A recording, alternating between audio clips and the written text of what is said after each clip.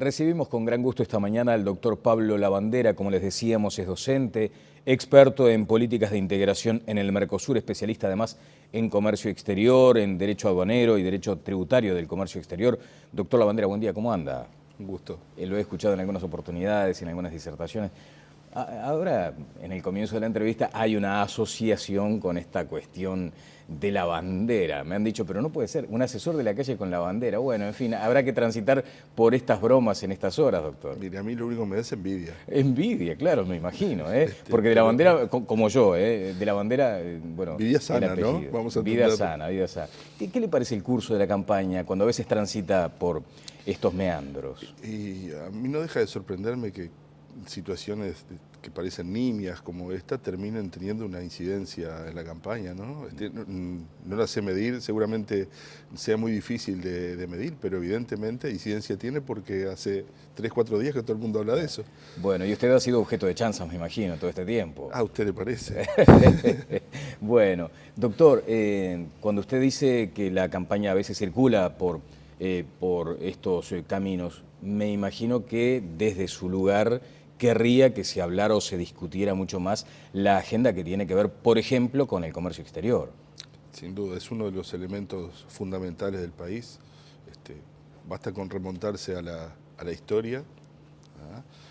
Uruguay es un estado tapón que no se puede, antes hablábamos un poco de la realidad de nuestros hermanos vecinos, sobre todo la realidad argentina, no nos podemos mudar de barrio. Tenemos un mercado muy estrecho que durante muchos años se recostó a los mercados vecinales, difíciles e inestables hoy en día por distintas circunstancias, y eso nos obliga a buscar alternativas para diversificar las exportaciones hacia otros mercados. Eso no es fácil, no se logra en 2 días. Fíjese que, por ejemplo, en la relación comercial con Argentina, más allá de las costumbres, de los productos, de los gustos, los abuelos comerciaban con los abuelos, los padres con los padres, y hoy los hijos no pueden comerciar con los hijos en Argentina, ¿no? Existe una cantidad de restricciones artificiales, incumplimientos. Si le parece, vamos a entrar en algunos detalles vinculados a ese aspecto. Usted, por una actividad académica, estuvo en estas horas en Argentina. ¿Qué clima respiró allí? Uno lo que percibe, estuve un par de días tampoco, no quiero ser atrevido, claro, pero uno lo que percibe es que hay una gran incertidumbre y sobre todo la gente está muy despistada con respecto a cómo va a reaccionar el gobierno ante situaciones, una cantidad de focos que van explotando, ¿no? Va caminando y encuentra piquetes por un lado, manifestaciones de no se sabe qué por otro. Al mismo momento el gobierno argentino anuncia que va a llevar a La Haya al gobierno americano por lo de los buitres. No se sabe si en definitiva el tema de los fondos buitres, cómo se va a canalizar y cómo se va a solucionar. Yo le diría que si tuviera que definir una palabra, incertidumbre. Sensación de incertidumbre. Doctor Lavandera, el otro día en una actividad también académica se habló de este dilema de la supervivencia en el bloque, donde se planteaba sobre todo una reforma en la Cancillería, o sea, en la política exterior. Y dice, por ejemplo, el comienzo de este documento: probablemente pocas áreas de la política pública requieran de una reforma tan profunda como la que requiere la Cancillería. Esos son los primeros párrafos de un documento que produjo el proyecto Uruguay +25, que reúne investigaciones de académicos de distintas disciplinas sobre el futuro de Uruguay, coordinado por la Fundación Astur y por la red Mercosur. Comparte ese primer diagnóstico potente, digamos. O sea, esto hay que revisarlo sí o sí. Sin duda. Sin duda, la Cancillería debería ser uno de los pilares fundamentales en la política de comercio exterior, no solo de relaciones internacionales, y yo entiendo humildemente que no ha estado a la altura de las consecuencias. ¿Cuáles son las principales falencias que usted le advierte hoy? En primer lugar, no hay una política de Estado como hubo durante muchísimos años. El recurrir, por ejemplo, al resto de los partidos políticos cuando se plantean situaciones que ponen en cuestión lo que ha sido la política tradicional en materia de relaciones internacionales del país, no se ha hecho. Tampoco se ha buscado una coalición con el propio sector privado, motor muchas veces del comercio exterior. Sí, no hay que olvidarse que los que arriesgan, los que invierten, los que viajan, los que tratan de vender al país, es el sector privado. Es decir, el Estado lo que debería hacer, el gobierno lo que debería hacer es generar el marco adecuado para que eso se dé, pero no más que eso. Y cuando se presentan los problemas, o sobre todo cuando se toman decisiones, o se pueden llegar a tomar decisiones que involucran a aquellos que invierten y arriesgan, parece lógico muchas veces que se los escuche previamente. No estoy diciendo que se los consulte para hacer lo que dicen, que son dos cosas distintas. ¿Ah? Pero ese insumo debería estar arriba de la mesa al momento de tomar decisiones trascendentes. Y sin embargo, en muchas ocasiones no ha sido así. Hay ejemplos. Yo, un poco por deformación profesional, he estado muy cerca de todo lo que ha sido la tramitación del Código Aduanero Mercosur y las consecuencias de eso. Si se aprobó el Código Aduanero Mercosur después de muchísimas negociaciones, y si se aprobara tal cual está pautado en ese propio código, se generaría una serie de problemas, incertidumbres, pasaríamos de una sensación, o más que una sensación, de una situación de absoluta certidumbre y veracidad, certeza, a una situación de incertidumbre. O sea que lo cual toda no esa parece larga, correcto. Claro, esa larga discusión derivó en un código que lo único que podría llegar a traer son problemas. Incertidumbres, yo creo que seguimos con esa palabra. Ajá. Es decir, ese código es un código marco que hay que reglamentar posteriormente y los propios organismos del Mercosur lo tienen que reglamentar. Los gobiernos, cuando eso se dé, no van a ser estos que están hoy, entonces uno no puede prever con absoluta certeza hacia dónde se van a orientar. Lo que sí es claro es que pasamos de una situación en que estaba todo muy claro, y se generan dudas en cuanto a cómo se va a proceder respecto de temas muy puntuales. Bueno, cuando uno a la distancia lee o vuelve a repasar el documento que dio origen al Mercosur, el Tratado de Asunción, puede llegar a interpretarse en este momento casi como un texto de humor. Aquello del libre tránsito de personas y bienes, el concepto del arancel que permitía, por ejemplo, aquel comercio regional potente, eso hoy casi que no existe. O sea, se está discutiendo una vez más la viabilidad del Mercosur. Usted asesora al candidato a la presidencia Luis Lacalle Pou. ¿Qué le diría, por ejemplo, en este caso vinculado al Mercosur? A ver, lo que usted dice es verdad. Lamentablemente el Mercosur está muy devaluado. Creo que el espíritu integracionista sigue estando permanente, sobre todo a nivel de la gente. Dígale, por ejemplo, a alguien en Cerro Largo que tiene la posibilidad, o que quiere estudiar enfermería, que tiene que venir a Montevideo y trasladarse hasta acá, o tiene a 40 kilómetros del otro lado, claro, la posibilidad de hacerlo en otras condiciones. Obviamente, y eso sucede.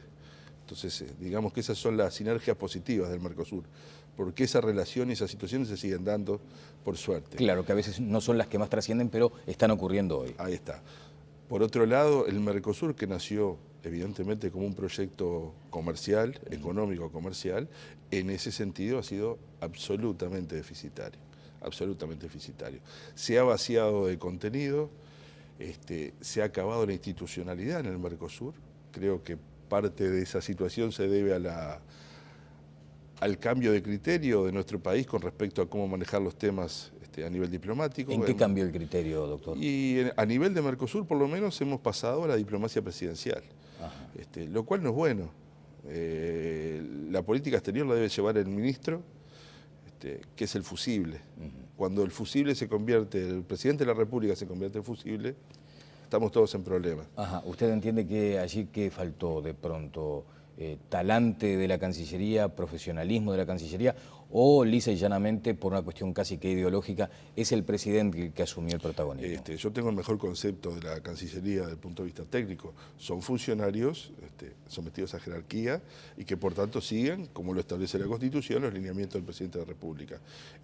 Creo que el problema fue que el presidente de la República asumió para sí una función que a priori se ve que no conocía o no fue eficiente. ¿Pegando más en la herradura que en el clavo? En muchas ocasiones sí.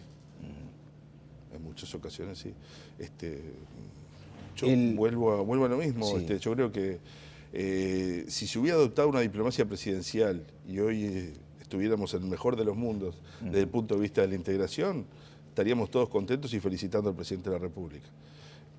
tema es que eso no ha sucedido de esa manera. Bueno, usted mencionaba la inoperancia del bloque, que a todas luces parece que sea un concepto que reúne unanimidades.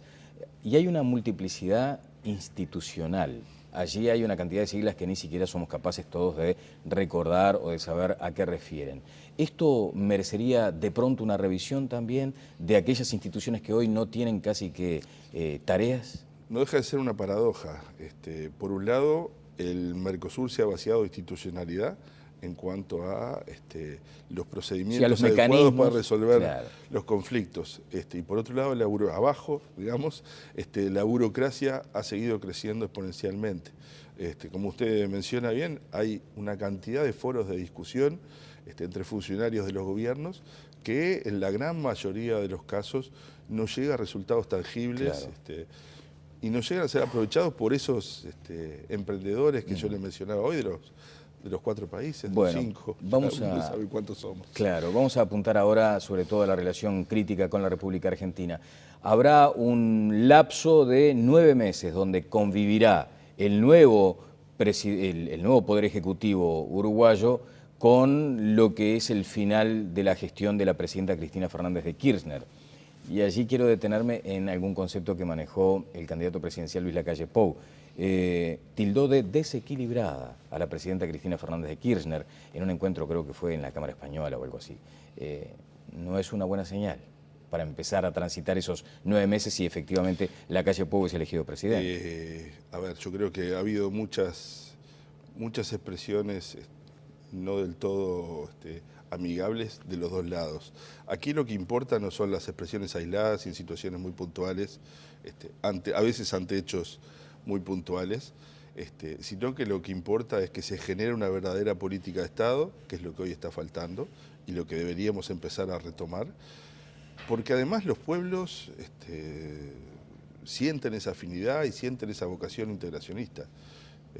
Yo escuchaba ayer al doctor Vázquez remarcando esto, decía, tiene razón, es decir, hay una cantidad de foros que se vienen arrastrando desde la década del 60, en los cuales se demuestra esa vocación internacionalista de los países, ¿no? No solo los países del Mercosur, con el resto de los países de América también.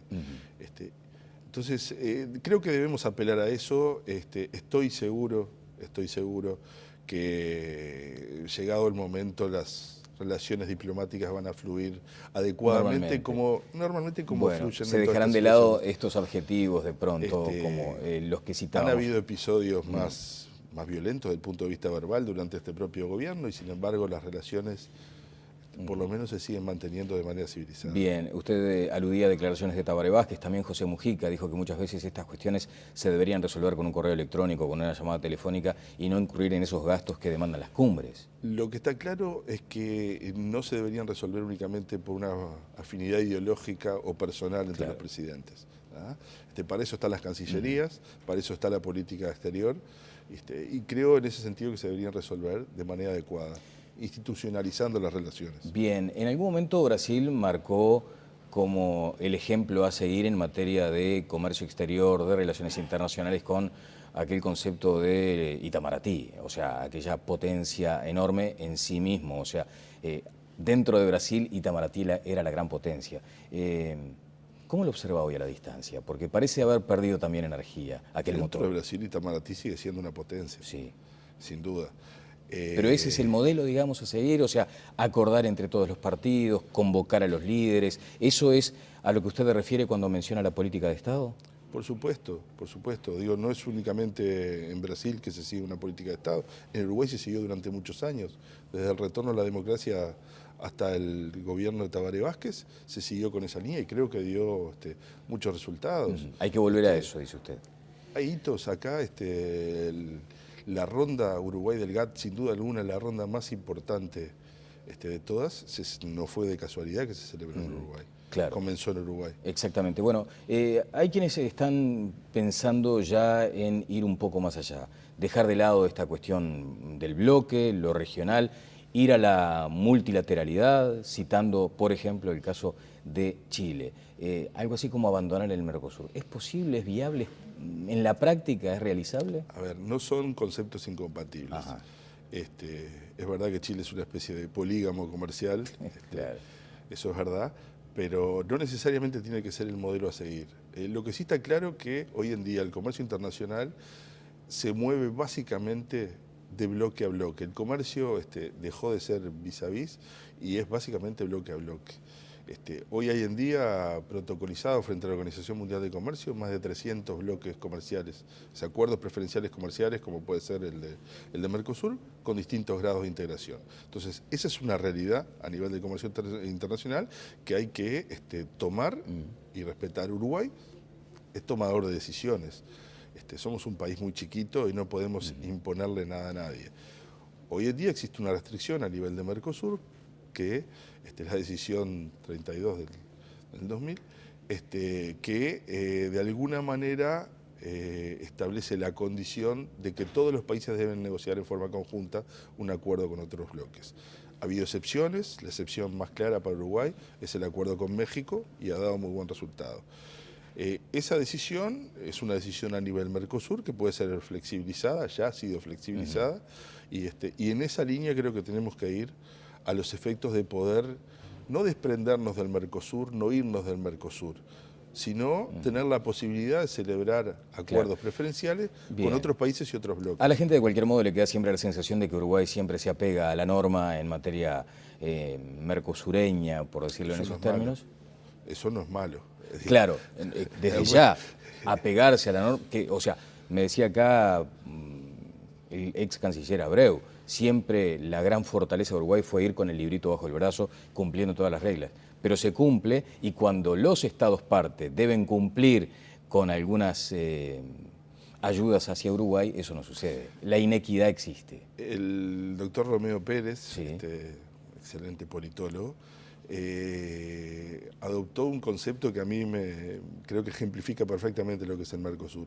Dice que hay un pacto de recíproca complacencia en el cual yo incumplo sabiendo que tú vas a incumplir, y en esa espiral entramos todos. Ese concepto está muy bien. Pero evidentemente eso nos ha llevado al Claro. estado actual del Mercosur. Y también estamos en una circunstancia donde tampoco los bloques parecen avanzar en negociaciones comerciales. Aquí está la muestra, el Mercosur sigue esperando de Europa alguna respuesta, Europa sigue acusando al Mercosur de no avanzar y ahí estamos estancados.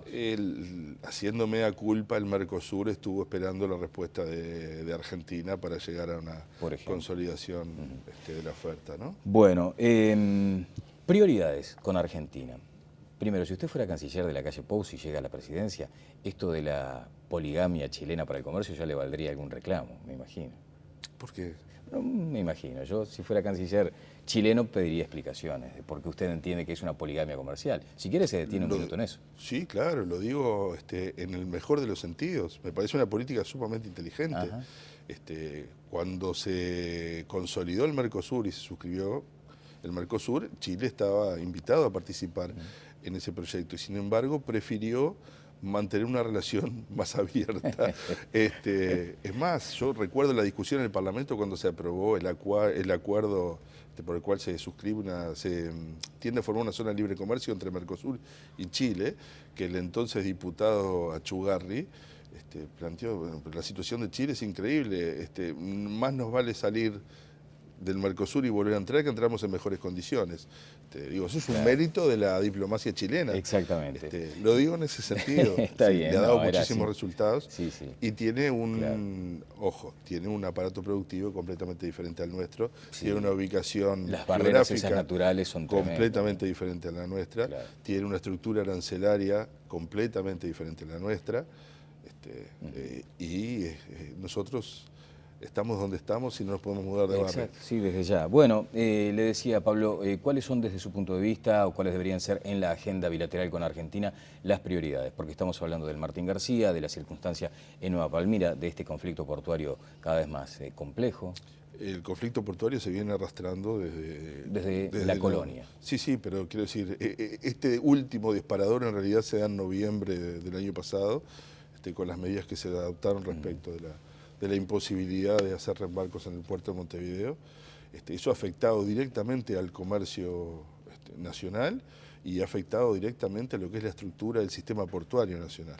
Perjudica, impacta de manera directa en lo que son las 2 terminales que tenemos acá. Esa situación, por la vía formal, no se ha planteado por el país en ningún momento. Ha habido aparentemente conversaciones de todo tipo. O sea, usted entiende que debería haber un planteo más enérgico, digamos. A ver, acá hay un sistema de solución de controversias planteado a nivel de Mercosur y incluso a nivel de la Organización Mundial de Comercio, que está para eso. Claro. Muchas veces lo que se invoca es que demora mucho. Bueno, yo pienso de noviembre hasta acá ya ha pasado mucho tiempo y ni siquiera se ha puesto en funcionamiento. Claro. Bueno, eso es el tema portuario. ¿Lo de los dragados, por ejemplo? Y lo de los dragados, hay que ver cuál es la actitud que efectivamente toma Argentina. Es decir, Argentina en ese sentido tenía una actitud bastante oscilante. A veces viene con un planteo, a veces viene con otro. Lo que está claro es que se ha trabado toda iniciativa para poder llegar a un dragado definitivo. La situación respecto a Nueva Palmira, que de alguna manera enraba con lo de los puertos, no solo se vincula con el dragado, sino que también se vincula con las medidas administrativas que muchas veces se toman e impiden el libre comercio desde Nueva Palmira. Bueno, es la política del abrazo fraternal que aprieta tanto que te asfixia, ¿no? Digamos que así imagen del doctor Abreu que tanto, exacto, que tanto lo ha repetido. Le quiero agradecer estos minutos, hay mucho para... Estas circunstancias geopolíticas complejas en el mundo también deberían tener un pronunciamiento más profesional de la Cancillería. Me estoy refiriendo, por ejemplo, a la circunstancia en Medio Oriente. La Cancillería se ha pronunciado, repito, la profesionalidad de la Cancillería para mí no está en discusión. No está en discusión, es sin duda excelente. Tiene un conductor en este momento que es el canciller Almagro, que es el que se ha pronunciado al respecto, obviamente con directivas y bajo las directivas del presidente de la República, como ha sido tradicional en este gobierno, pero creo que es como lo amerita en este tipo de circunstancias. ¿Se han cuidado los términos, por ejemplo, o mejor dicho, se han utilizado los términos a sabiendas del impacto que tienen? Eso se lo debería preguntar al... Claro, pero usted ha leído, me imagino, como persona interesada en el asunto, ha leído la declaración de la Cancillería. ¿Hay algo que allí le hace ruido o de pronto usted entiende que, bueno, es un pronunciamiento político que también debe ser respetado? Yo creo que hubieron consideraciones, de repente no del todo felices, por varios actores en este sentido, y la Cancillería de algún modo procedió en el entendido de que esas declaraciones no habían sido adecuadas a lo que es la práctica diplomática. Bueno, se habló de aspectos emocionales, detrás, por ejemplo, de las palabras del presidente. Muchas gracias, Pablo. Por favor, un gusto. Ha sido muy amable. El asesor en Comercio Exterior y Política Internacional del candidato de la calle Pou, Pablo Lavandera, estuvo con nosotros. Pausa y seguimos adelante en Telemundo.